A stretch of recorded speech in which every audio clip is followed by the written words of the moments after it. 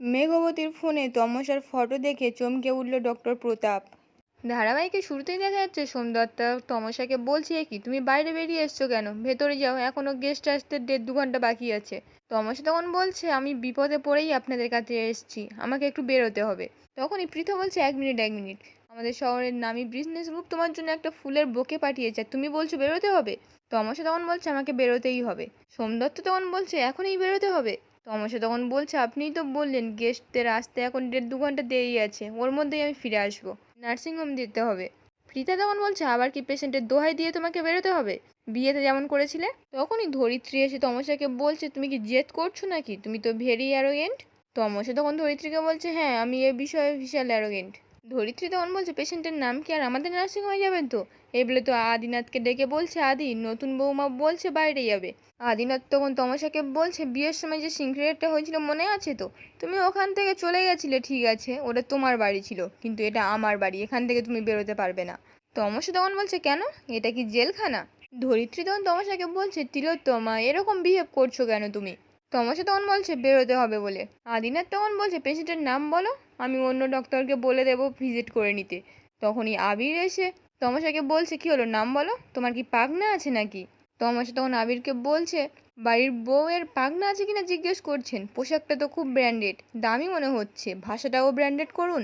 তখনই পৃথা বলছে, তুমি কিন্তু সকলকে অসম্মান করছো, আর 1 ঘন্টার ভেতরে কিন্তু গেস্টরা চলে আসবে। তমসা তখন বলছে, ওই 1 ঘন্টার মধ্যেই আমি ফিরে আসবো। আদিনাথ তখন বলছে, ঠিক আছে তুমি বলো পেশেন্টের নাম কি? আবির তখন বলছে, কি হলো তুমি চুপ করে আছো কেন? তমসা তখন বলছে, আমি পেশেন্ট দেখতে যাচ্ছি না, আমার চুরটা হাসপাতালে আমি ফেলে এসেছিলাম, ওটা আনতেই যাব। আপনারা হয়তো খেয়াল করেননি, বিয়ের রাতে আমার হাতে একটা চুর ছিল, আজকে আমার ঠাম্মা আসবে, 2 হাতে চুর দেখতে চাই আমার, আমি চুরটা নেব, যা চলে আসবো। এই বলে তো বেরিয়ে যায়। আদিনাথ তো তমসার পিছন পিছন চলে যায়। ধরিত্রী তখন সকলকে বলছে, আমার কিন্তু মনে হলো না ও চুর আনতে গেল। আবির তখন বলছে, যাকগে, বাবা তো গেছে ওর সঙ্গে, বিয়ের দিন ওরকম লগ্ন পার হয়ে বিয়ে হলো, আজকের আবার একই নাটক। তমসা তখন বলছে, আমার বাবা হলে এটা বলতেন না, আমার বাবার কাছে আমি অহংকার, আমার পিতৃতুল্য শ্বশুরমশাইয়ের কাছে মনে হয় আমি লজ্জা, কনের পোশাক পরে এসেছি বলে। আদিনাথ তখন বলছে, আই এম সরি, এসো, এ বলে তো ভেতরে নিয়ে আসে। তারপর তমসাকে বলছে, যাও ভিতর থেকে চুরটা নিয়ে এসো। তমসা তখন সামনের দিকে এগিয়ে এসে দেখে শিশির বৃদ্ধ ছদ্মবেশে সিকিউরিটির সামনে কাঁদতে কাঁদতে বলছে, আমাকে ভেতরে যেতে দাও না, আমার ছেলে খুব অসুস্থ। এই বলে তো কাঁদছিল। তমসা তখন সিকিউরিটির সামনে এসে বলছে, সিকিউরিটি কি হয়েছে? সিকিউরিটি তখন অবাক হয়ে বলছে, আপনি? তমসা তখন বলছে, ডক্টর মুখার্জি। তারপর সিসিকে বলছে, আপনার কি হয়েছে? সিসি তখন কাঁদতে কাঁদতে বলছে, ম্যাডাম আমার ছেলে ভেতরে আছে, খুব অসুস্থ। এই বলে তো কাঁদতে থাকে। তমসা তখন বলছে, আপনি ভেতরে যান। তখনই আদিনাথ এসে তমসাকে বলছে, এটা কিন্তু বেআইনি কাজ। তমসা তখন আদিনাথকে বলছে, আমি একজন ডক্টর, লরিয়ার নই। আদিনাথ তখন লোকটিকে বলছে, ওকে আপনি ভেতরে যান। সিসি তো তখন ভেতরে চলে যায়। তমসা তখন আদিনাথকে বলছে, আপনি এখানে দাঁড়ান, আমি আসছি, এই বলে তো ভেতরে চলে যায়। তখনই ডক্টর প্রতাপ এসে আদিনাথকে বলছে, কি আপনি এখানে, কোনো সমস্যা নাকি? আদিনাথ তখন বলছে, না না কোনো সমস্যা নয়, আসলে আমার পুত্রবধূ এখানে একটা জিনিস ফেলে গেছিল, সেটা নিতে এসেছে। ডক্টর প্রতাপ তখন বলছে, সে কি, আপনার বৌমার তো আজ রিসেপশন, আর আপনিও এখানে, রিসেপশন কি হবে না?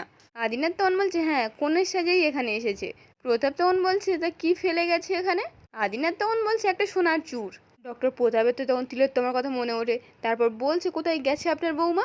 আদিনাথ তখন বলছে, কেন, ওর চেম্বারে। প্রতাপ তো তখন ভয় পেয়ে গিয়ে বলছে, আমি আসছি এক্ষুনি, এই বলে তো ওখান থেকে চলে যায়।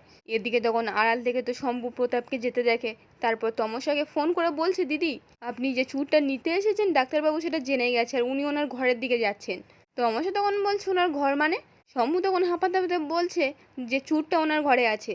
তমসা তখন বলছে, আমি ওনার ঘরের সামনেই আছি, থ্যাংক ইউ, এই বলে তো ফোনটা কেটে দেয়। তারপর তো ঘরের মধ্যে ঢুকে চুরটাকে খুঁজতে শুরু করে।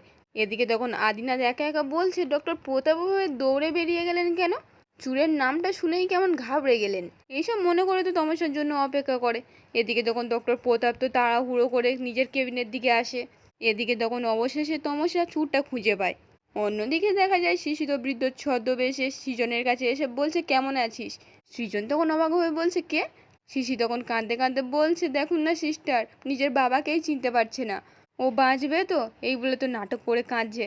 নার্সটা তখন বলছে, দেখুন ওনার রিপোর্টে সেরকম কিছু আসেনি, আর আপনার সঙ্গে বেশি কথা বলতে পারবে না উনি, বেশি কথা বলবেন না, একবার কথা বলেই চলে যাবেন। এই বলে তো ওখান থেকে বেরিয়ে যায়। শিশি তখন আস্তে আস্তে সৃজনকে বলছে, কোথায়? সৃজন তখন আস্তে আস্তে বেডটা কেটে পেনড্রাইভটা দিয়ে বলছে, এটা নিয়ে বেরিয়ে যান স্যার। শিশি তখন তাড়াহুড়ো করে ওখান থেকে বেরিয়ে যায়। সৃজন তখন তাড়াহুড়ো করে বেডটা সেলাই করে দেয়।